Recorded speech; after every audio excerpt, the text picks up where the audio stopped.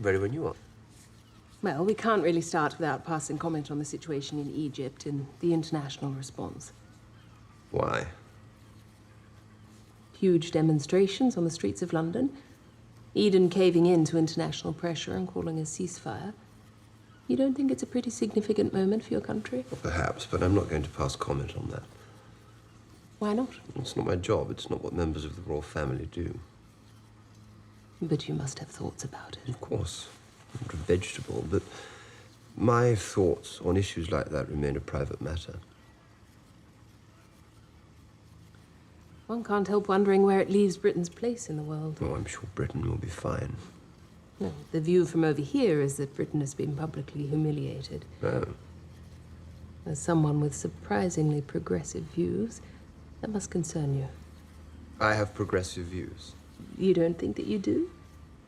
Televising the coronation?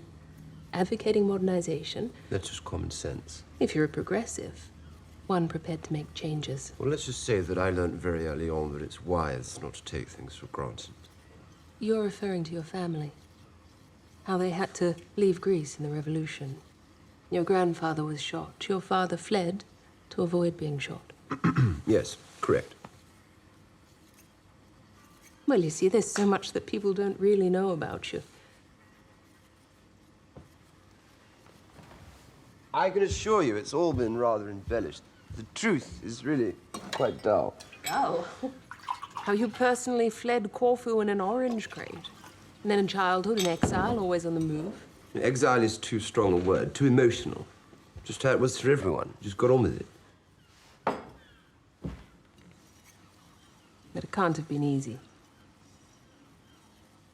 Was the trauma of being in exile what brought on your mother's illness, do you think?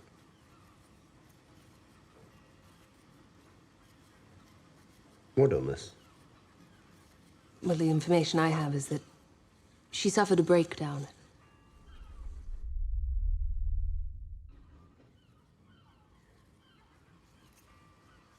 Things weren't easy for her. But she got on with it. That she was taken away, wasn't she? To an institution. And then your father promptly abandoned the family, ran off with his mistress? I don't know what you've been reading or who you've been speaking to, but both my mother and my father played very active roles in all their children's lives. So it isn't true that you didn't see your father for the last 6 years of his life? I think if we're to remain friends, we really should move on. All right. May I ask you about your education? Sir.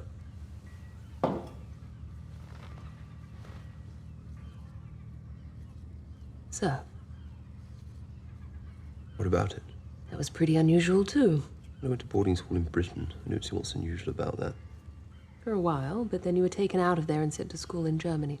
Because my sisters live there. Your Nazi sisters. Christ. One of whom was married to a close personal friend of Hitler's. I was at school in Germany for less than a year before I returned to the United Kingdom. What point are you trying to make here? I think it's pretty clear which side I was on. My record in the war speaks for itself. I'm simply saying that your background is so much more interesting and complex than people might imagine. Do they imagine anything? I think people are curious.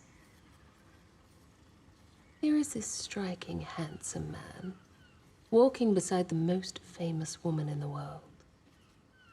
Who is he? Well, I hate to disappoint.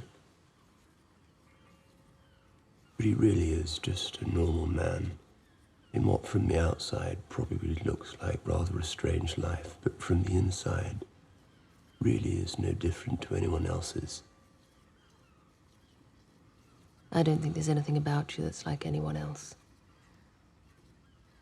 From a young age, you were effectively orphaned. Your favorite sister, Cecile, also a Nazi, died in a plane crash. Yeah, I really think we should move on now. What kind of impact does that have on a man?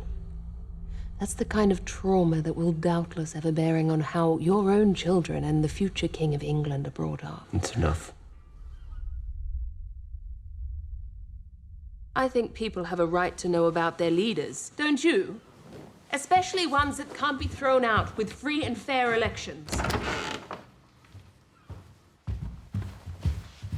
Just don't ever let my vanity get the better of me again.